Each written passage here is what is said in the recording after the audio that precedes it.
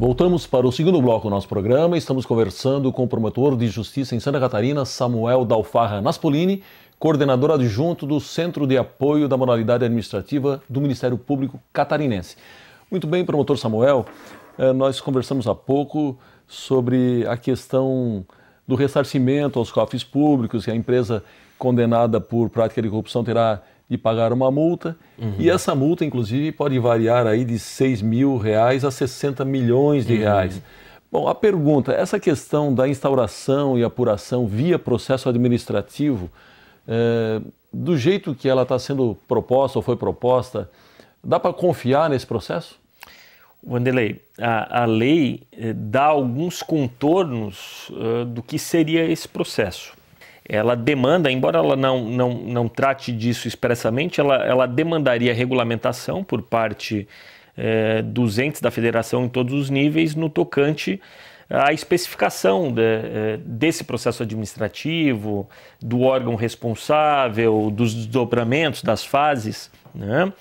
Em linhas gerais, a lei trata que o processo será aberto e julgado ao final por decisão da autoridade máxima do órgão. Como nós no Ministério Público trabalhamos muito com questões envolvendo a administração pública municipal, no nosso contexto seria o prefeito municipal responsável pela abertura do processo e do julgamento ao final.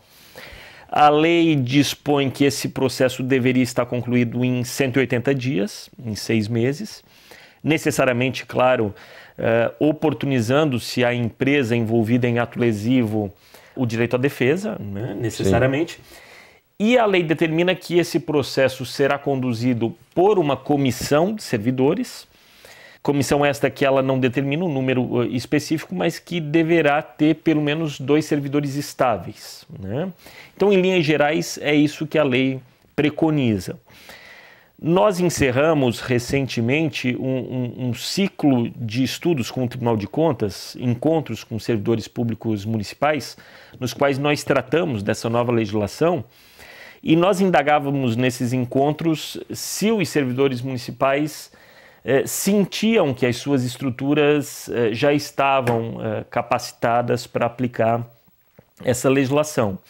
E o sentimento geral é que, de fato, e isso não é uma realidade só dos municípios, mas eu acredito que do próprio Estado, claro, de órgãos como o Ministério Público, Tribunal de Contas, falta um pouco de pesquisa, de qualificação, de estudo dessa lei para que nós possamos estruturar comissões que possam conduzir o processo administrativo a bom termo, porque, como você mencionou, as sanções são gravíssimas, né?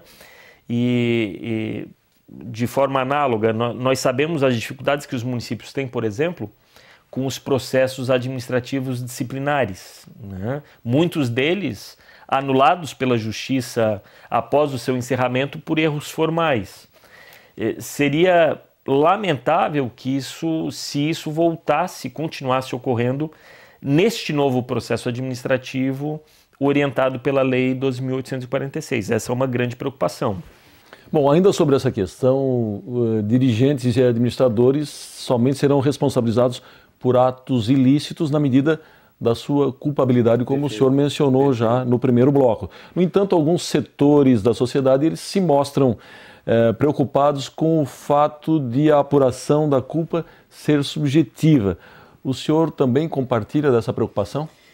Não, porque a lei é expressa, Wanderlei, ao estabelecer que a responsabilidade individual do servidor público, do empresário, do representante da empresa envolvidos em atos de corrupção, ela é independente da responsabilidade administrativa ou civil da empresa envolvida neste ato.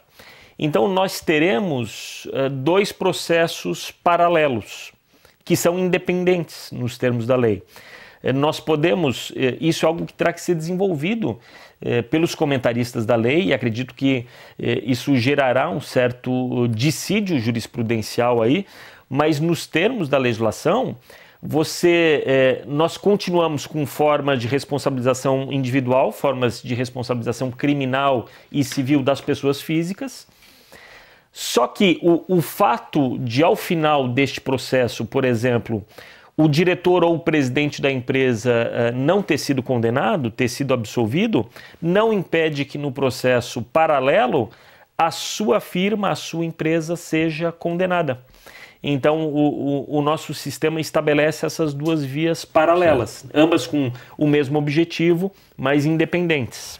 Muito bem, para encerrarmos o bloco, eu pergunto que precauções as empresas devem tomar a partir da entrada em vigor da Lei 12.846. A lei tem como um dos seus objetivos fomentar, e eu digo, Andrei, não apenas nas empresas, mas nas pessoas jurídicas em geral, porque isso é muito importante, né? Claro. Grande parte dos atos de corrupção que nós enfrentamos hoje são relacionados não a empresas, mas a ONGs, a associações. Certo, bem lembrado. E essas entidades são alcançadas por essa nova lei também.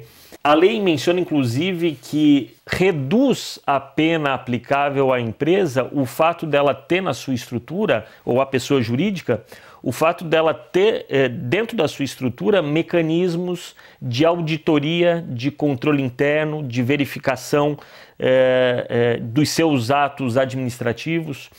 É o que no mercado financeiro utiliza-se um termo estrangeiro que é o compliance, né? Que é a auditoria interna, o controle intestino dessas pessoas jurídicas a respeito dos seus atos e dos atos dos seus representantes. Esse claramente é um dos objetivos da lei, fomentar nas empresas a cultura do controle interno. Tá certo, está na hora do nosso segundo intervalo, nós já voltamos em 1 minuto.